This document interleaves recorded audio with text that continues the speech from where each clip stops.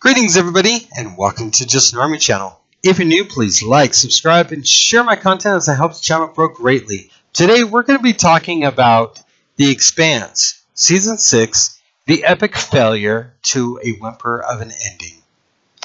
Many compare the ending of The Expanse to the final season of Game of Thrones. They just phoned it in. I have to completely agree. This last season has been crap. I know it is the final season, including dealing with the pandemic, but it is not an excuse for what we got. Some have stated it was rushed. No, it was just hollow. I wish I never started watching the show. The show is so remarkable. I loved it and stuff, and now I have high expectations for sci-fi shows now because of the physics alone of the show. From season 5 to the final season 6, the entire 2 seasons to this final season takes so much away from the key characters, what feels like a random side plots all over the place that have no place in the final season, that go nowhere and resolves nothing. The show's final, it's an epic failure of what started off solid and strong to is stated endless plots to this alleged notion and direction is just an epic failure to me. And such a disappointment to myself and to the fandom. There was nowhere to start that would state my utter disgust when it came to the final season of The Expanse.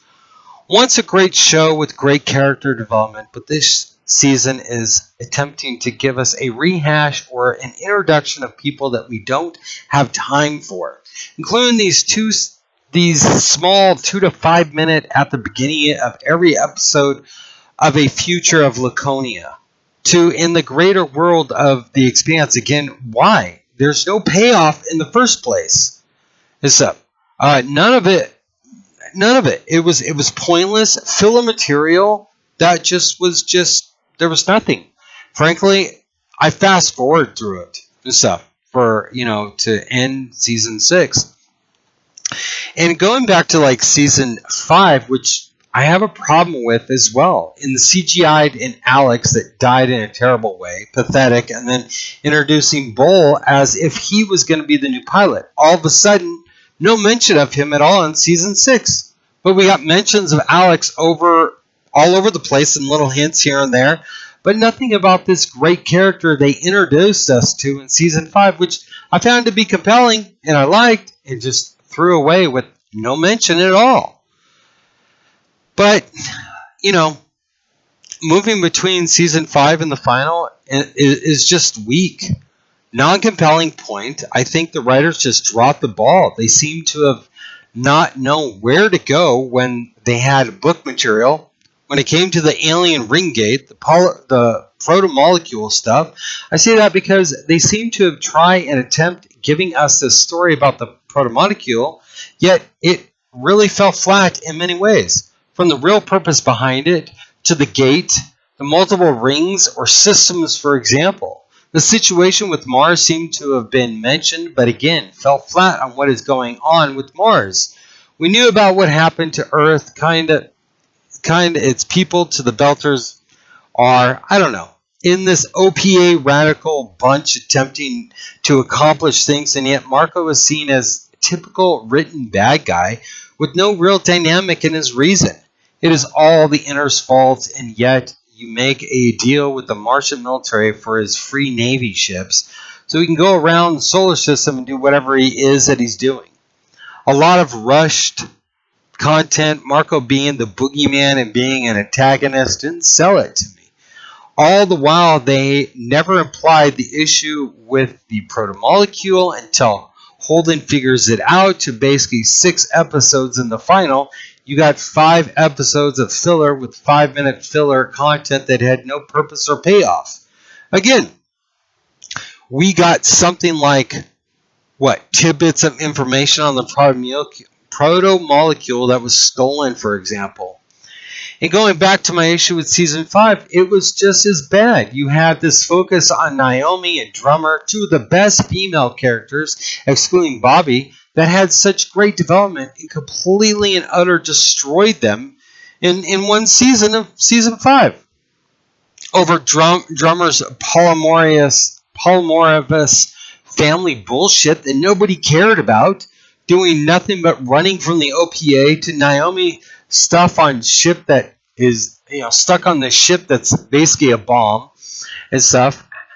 Can you have a bigger filler moment? It's like the writers had no direction. In return to some of the characters from this season, Naomi in season 6, her hatred of Peaches, no reason, nothing given, and her addition to the crew to what appears to be her recovery is still in process from her ordeal from season 5, which I'm okay with. But the season, she is just very off to the side. Another great character since season 5, destroyed, Naomi.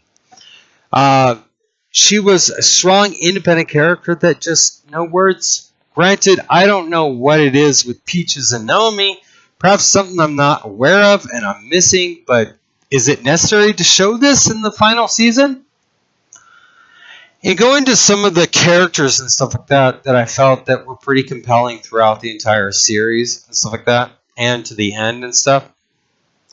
Drummer is my first one. Drummer's character, she loses her family and is very rushed.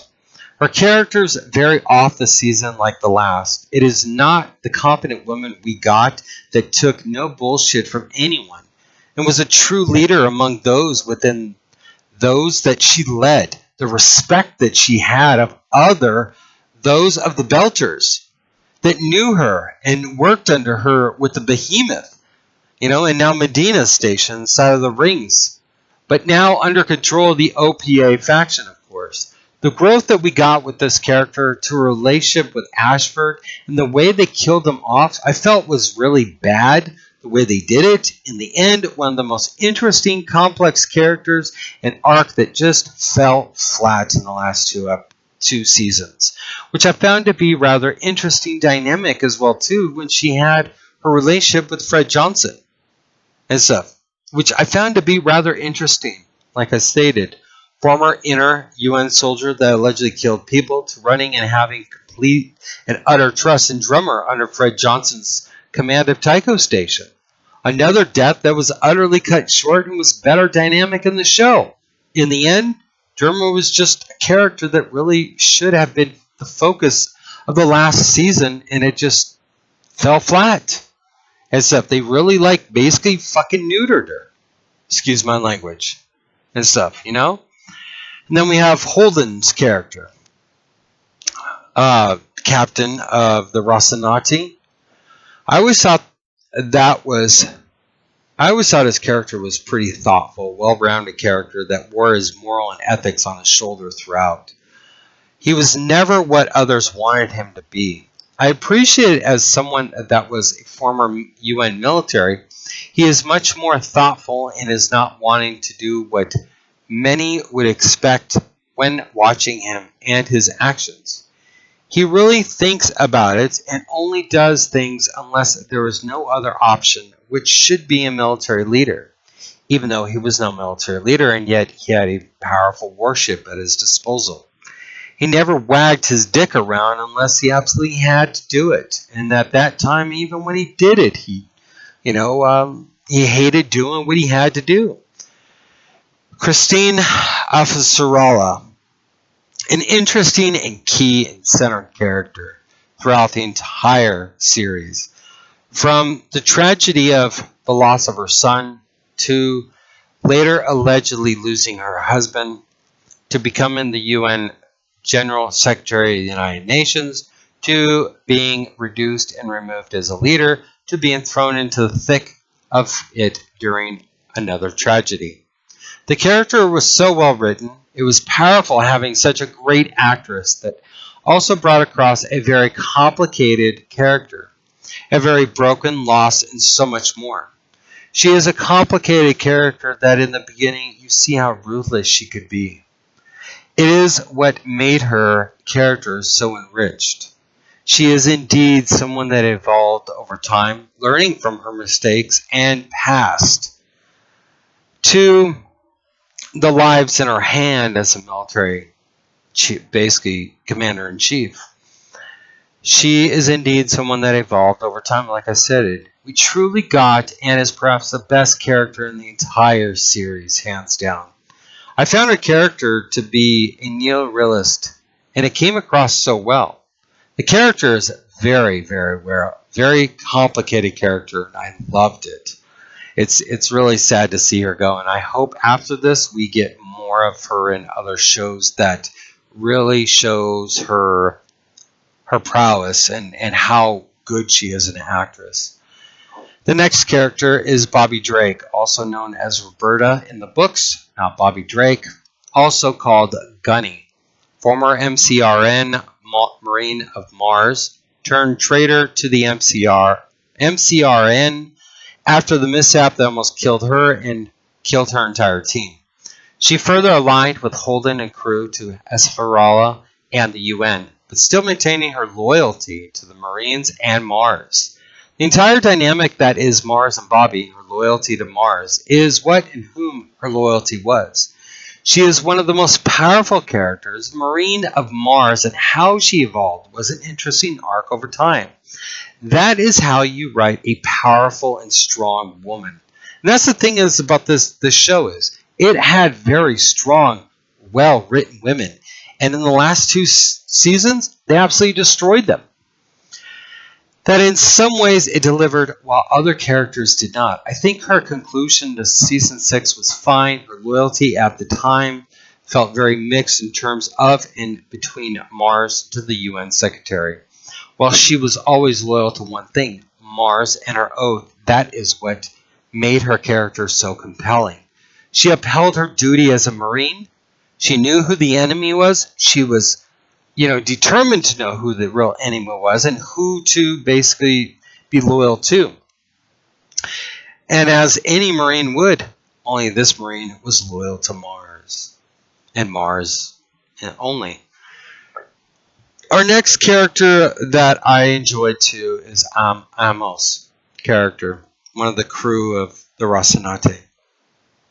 The Amos character in the entire show was a very dynamic and very misunderstood character in so many ways.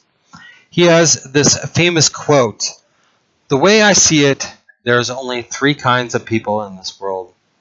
Bad ones, ones you follow, and the ones you need to protect." This quote says a lot about who he is as a person.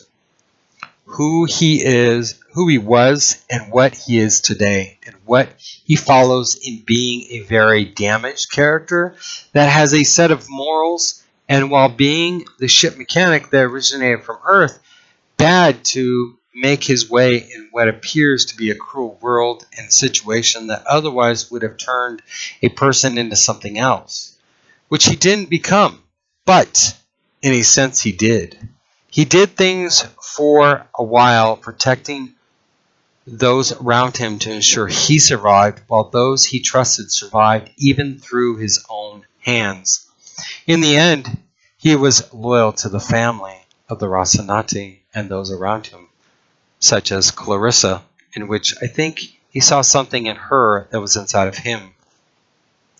Why I always thought that was a pretty good dynamic. I wish that it was introduced further on and stuff so that we could actually see a better makeup and all that.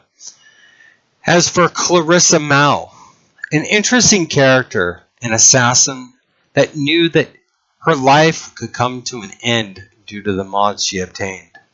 Trying to find her place in this small ship, to the character not making the right decisions, but on a ship of forgiveness of those of their past. But that didn't mean she was a bad character. This little side story was nice, and I would have loved to see how this would have developed further with that of Amos, as they seem perfect if they were to ever get together. She was a soldier in many ways, doing what needs to be done. When she basically became free in season 5 by Amos and the meteorite destroying the prison she was in. But in season 6, I truly felt she redeemed herself in many ways. Also not sure of who she was and her place in living and hiding that forces her to stay hidden on the ship. because nobody knew she was alive from the prison. But overall, I felt that the character was interesting, and I would have loved to see the character further developed. Our next characters is Marco and Philip. At the beginning of this, going after the inners, which I found to be rather petty. You just open the gates. Your first priority is to kill as many inners as needed. You have multiple solar systems to help create a new society for the belt.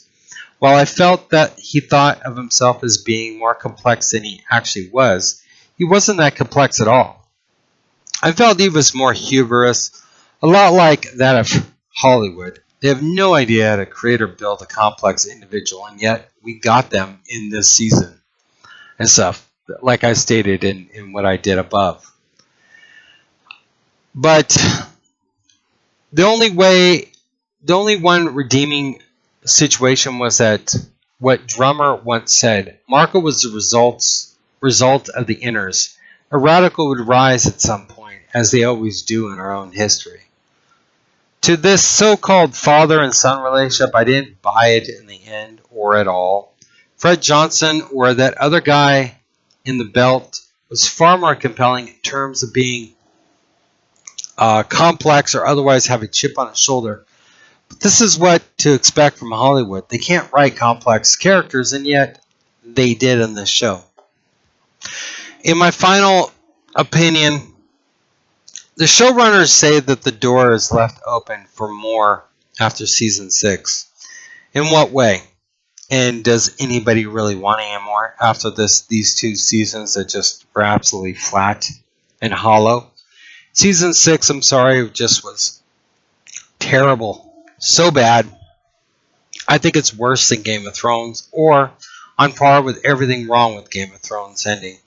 Yes, they had no book material, and the Expanse showrunners did, but let's be honest, something's going on that is just like we are starting from scratch when it comes to Season 6 of The Expanse. For a show that set out strong has ended on a whimper. In all honesty, I wish I never started watching it. I got spoiled on things in this show that so many shows get wrong about space. But the show goes out on basically a whimper, and that's just sad. I hope you enjoyed my review, my thoughts. This is my final discussion on this. If anybody likes me to do any more on this, I will. But this basically says it all for me, and I have nothing else to really conclude in this. But let me know what you think down below. I really appreciate y'all for listening. Make sure to hit that, smash that like button and notification button. We'll be all talking to you later. Take care, everybody. Peace out.